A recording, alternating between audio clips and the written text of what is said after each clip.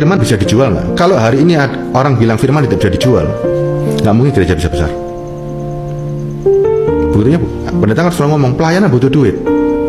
Setuju nggak Pak Denen? Pak Gideon? Iya, pelayanan butuh duit Pak memang. Jadi kalau nggak ada duit nggak bisa pelayanan.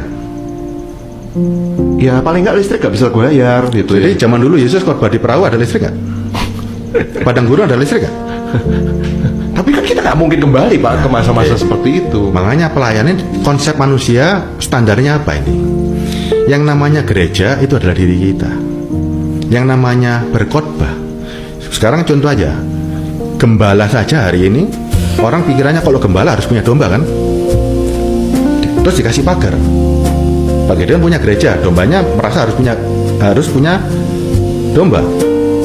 Pak Joni punya gereja, sama-sama punya domba. Domba milik siapa Pak? Ngomongnya milik Tuhan Pak. Nah, coba diambil. Dombanya gereja kecil diambil gereja besar, yang salah siapa? Salah gereja besarnya. Yang salah gereja besarnya. Kok bisa salah? Kok lah ini Pak sekarang Pak Gideon menghakimi nih, ya kan? Coba lihat. Ya Tanya kan ngerasain gereja kecil ini ngerasa terzolimi gitu loh Pak, maksudnya kan gitu. Terus yang gereja besar bener. Ngerasa punya fasilitas sehingga akhirnya menarik jemaat saya kan gitu. Nah, sekarang tadi fenomena ini muncul hari ini. Ada gereja besar dengan kekuatan full, ya, resourcesnya besar. Ada gereja kecil tanpa resources, tanpa uang, tanpa ini, ya kan? Kalau jemaatnya pindah, Pak Gideon tadi bilang yang benar gereja yang besar. Apa itu standarnya Alkitab? Kalau itu dijadikan standar, ya kan? Ukurannya gereja besar.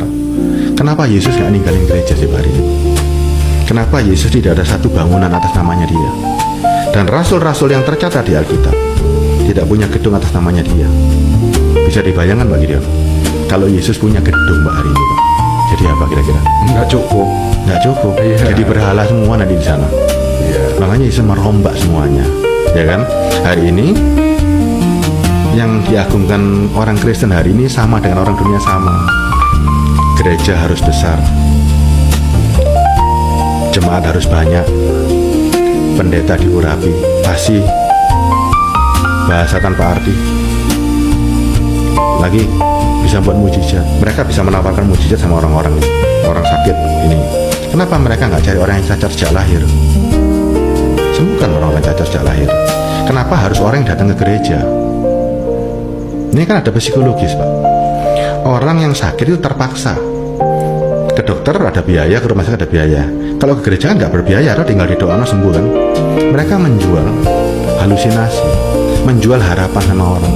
Dan mereka yang coba lihat, yang kesaksian-kesaksian itu. Zaman dulu orang Israel kalau disembuhkan